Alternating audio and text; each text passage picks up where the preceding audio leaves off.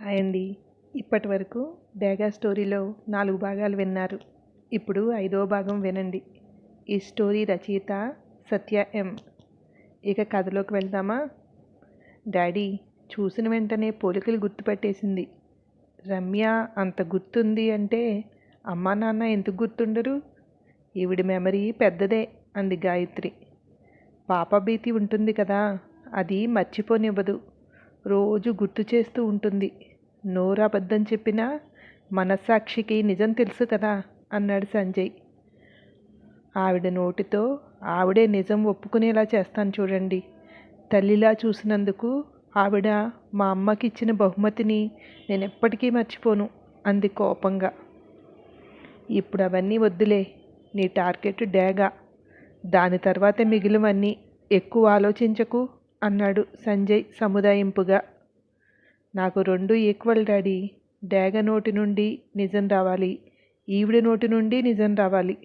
వచ్చే వరకు ఇద్దరినీ వదిలేది లేదు అంది పంతంగా. కోపాన్ని మనసులో దాచుకుని వాళ్లతో నవ్వుతూ ఉండడం కష్టంరా. అందుకని కోపం తీసి పక్కన పెట్టేయి. వాళ్ళిద్దరూ నీ టార్గెట్. నీ టార్గెట్ని నువ్వు రీచ్ అవుతున్నావు అంతే. మనసులో ఉన్న కోపాన్ని తీసి పక్కన పెట్టేసి మామూలుగా ఉండు. నీకు రమ్య ఎవరో తెలీదు అంతే అన్నాడు నచ్చ చెబుతూ. ఓకే డాడీ, మళ్ళీ రేపు చేస్తాను, బాయ్ అంది. బాయ్ రా, టేక్ కేర్ అన్నాడు కాల్ కట్ చేస్తూ.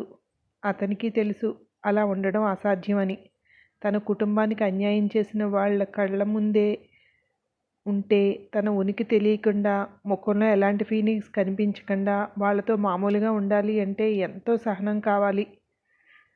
దేవుడా, నిజాలన్నీ వెలికితీసి తన కుటుంబానికి చేసిన దానికి వాళ్ళకి శిక్ష పడేలా చేయటానికి నా కూతురికి సహకరించు అనుకున్నాడు సంజయ్. ఫోన్ పెట్టేసినా అదే ఆలోచిస్తూ కూర్చుంది గాయత్రి. తల్లి కళ్ళ ముందు కదులుతోంది. నా కూతురు నాకు కావాలి పిచ్చిదానిలా అరుస్తోంది సుధామయ్యి. ఒక్కసారిగా లేచి నిలబడి తను కూర్చున్న కుర్చీని కాలుతో గట్టిగా తన్నింది. అది గిరిగిరా తిరుగుతూ వెళ్ళి 2 ముక్కలై కింద పడింది. ఇలా చేసిన వాళ్ళని ఎవ్వరినీ వదిలిపెట్టను. ఇంతకు 10 బాధలు వాళ్ళు అనుభవించాలి గట్టిగా అరిచింది గాయత్రి. చాలాసేపు హాల్లో అటు ఇటు తిరుగుతూనే ఉంది. కొంచెం సేపటికి వెళ్ళి పడుకుంది. తర్వాత రోజు స్టేషన్లో ఒకరికొకరు ఎదురుపడినా ఏమీ తెలియనట్టే ఉన్నారు. ఫోరెన్సిక్ నుండి ఫైల్ వచ్చింది. ఒకసారి చెక్ చేస్తారా మేడం మీరు అన్నాడు విక్రమ్. వచ్చిందా, ఏది అంది తన రూమ్లోకి వెళ్ళబోతూ. మీ టేబుల్ పైనే ఉంది చూడండి మేడం. మీరు రావడం లేట్ అయింది కదా. ఈలోపు మేమంతా చూసాంలేండి. మేమైతే చెక్ చేసాం. స్పెషల్ ఆఫీసర్ కదా, మీకు దాన్ని చూస్తే ఇంకా క్లూస్ కనపడతాయేమోనని మీకోసమే ఎదురు చూస్తున్నాం అన్నాడు కొంచెం వెటకారంగా.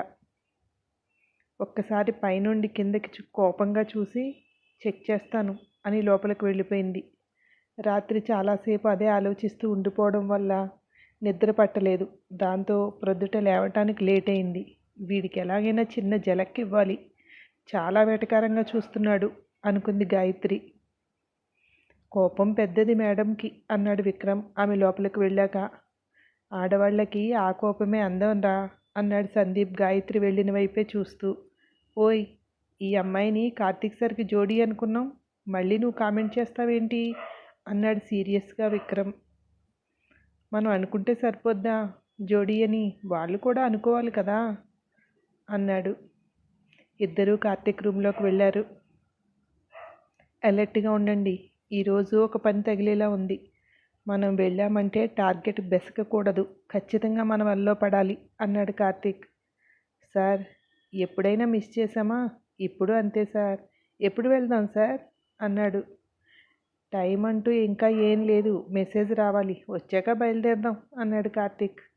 అంటే ఇంకా లొకేషన్ తెలియలేదు అనుకుంటా కదా సార్ అన్నాడు విక్రమ్. అదే 3 స్పాట్లు ఉన్నాయి, దాంట్లో ఏదో ఇంకా కన్ఫర్మ్ కాలేదు. మన వాళ్ళెవరికీ తెలియకూడదు, మన ముగ్గురువే వెళ్తున్నాం. ఒకవేళ అవసరమైతే అప్పుడు పిలుద్దాం అన్నాడు కార్తీక్. అలాగే సార్ అన్నారిద్దరు. ఇప్పుడు మనం హడావిడి చేస్తే మళ్ళీ క్యాన్సిల్ అవుతుంది అది. అందుకే సైలెంట్గా ఉండండి, మెసేజ్ వచ్చాక వెళ్దాం అన్నాడు కార్తీక్. మనతో పాటు స్పెషల్ ఆఫీసర్ అమ్మ కూడా వస్తారా అన్నాడు సందీప్. ఆవిడ కేవలం జస్వంత్ ఆడిటోరియం గురించి అపాయింట్ అయ్యారు. మనతో పాటు అన్ని పనుల్లో ఇన్వాల్వ్ చేయాల్సిన అవసరం లేదు.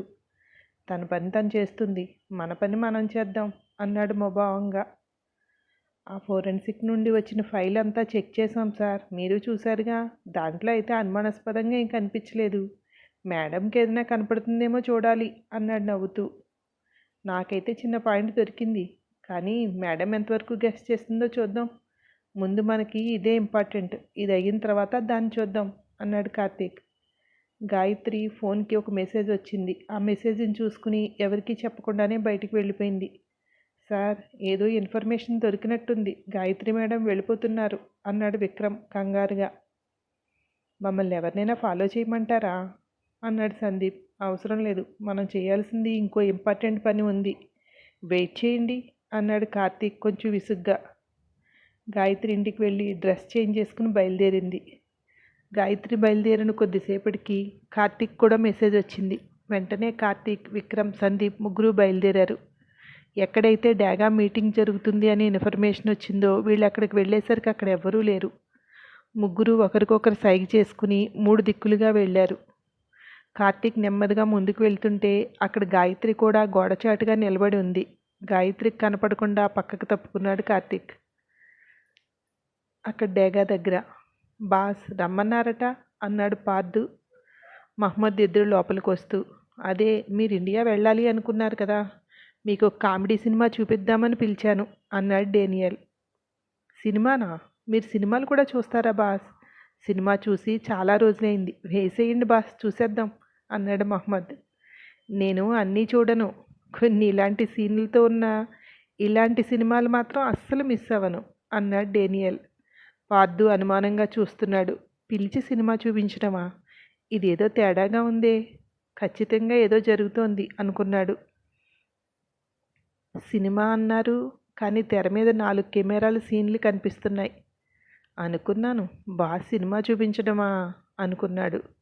ఒక పక్క గాయత్రి గోడ పక్కగా నిలబడి ఉంది, ఎవరైనా వస్తే షూట్ చేయడానికి సిద్ధంగా నిలబడి ఉంది. ఇంకో దాంట్లో విక్రమ్ చుట్టూ చూస్తూ నెమ్మదిగా నడుచుకుంటూ వెళ్తున్నాడు. మరో కెమెరాలో సందీప్ కనిపించకుండా టేబుళ్ళు కుర్చీలు పక్కగా నక్కుతూ అక్కడ ఎవరి కోసమో వెతుకుతున్నాడు. ఇంకో కెమెరాలో కార్తీక్ గాయత్రినే చూస్తూ చాటుగా నిలబడి ఉన్నాడు. ఇప్పుడు మీకు ఒక పజిల్. ఆ 4గురిలోనూ నా కోసం పనిచేసేవాళ్ళు ఒక్కళ్ళు ఉన్నారు. మిగిలిన 3గురిలోనూ మినిస్టర్ ఏకాంతం కోసం పనిచేసేవాళ్ళు ఒకళ్ళు. మిగిలిన 2 సిన్సియర్ ఆఫీసర్స్ అన్నాడు డేనియల్. పార్దు, మహమ్మద్ ఇద్దరూ ఒకరి ముఖాలొకరు చూసుకున్నారు.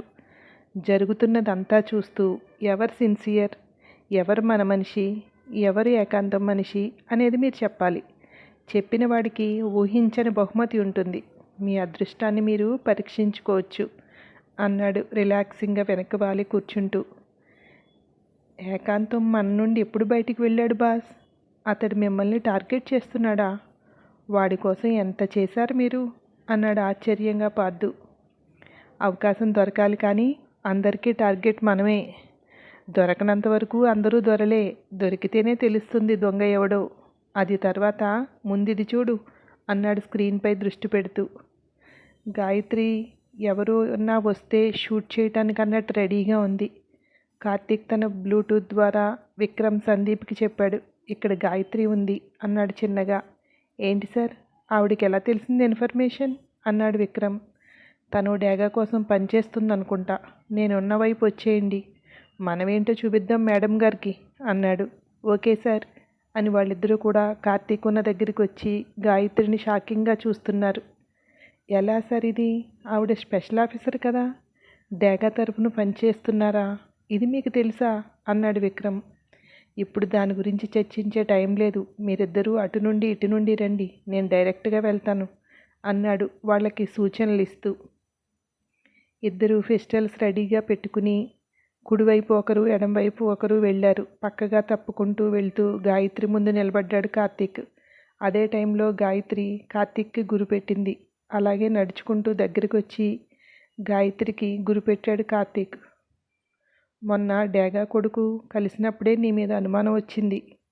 సిగ్గులేదా? ఆడదానివై ఉండి ఎంతోమంది ప్రాణాలు తీస్తున్న వాడితో చేతులు కలుపుతావా? అన్నాడు కార్తీక్. నేరం నా మీద వేసేస్తే నిజం అబద్ధం అయిపోతుందా? అసిస్టెంట్ కమిషనర్గా ఉంటూ అతని కోసం పనిచేస్తున్నావా? ఆ రోజే నిన్ను చూశాను. అక్కడికి నువ్వు ఎవరి కోసం వచ్చావో కూడా నాకు తెలుసు. ఒకరి దగ్గరగా ఒకరు నిలబడి ఒకరికొకరు గురి పెట్టుకున్నారు. ఒక పక్కగా విక్రమ్, ఇంకో పక్కగా సందీప్ దగ్గరగా వస్తున్నారు. ఇది కదా సినిమా అంటే, ఇదే కదా కిక్ అంటే అన్నాడు పక్కపక్క నవ్వుతూ డేనియల్. మిగిలిన ఇద్దరు అక్కడ ఏం జరుగుతుందో అన్నట్టు ఎక్సైటింగ్గా చూస్తున్నారు. తర్వాతి కథ నెక్స్ట్ ఎపిసోడ్లో వినండి. మొత్తం కథ చదవటానికి ప్రతిలిపి యాప్ డౌన్లోడ్ చేసుకోండి. డిస్క్రిప్షన్లో లింక్ ఉంది, క్లిక్ చేసి మొత్తం కథ చదవండి. మళ్ళీ రేపు కలుద్దాం. బాయ్.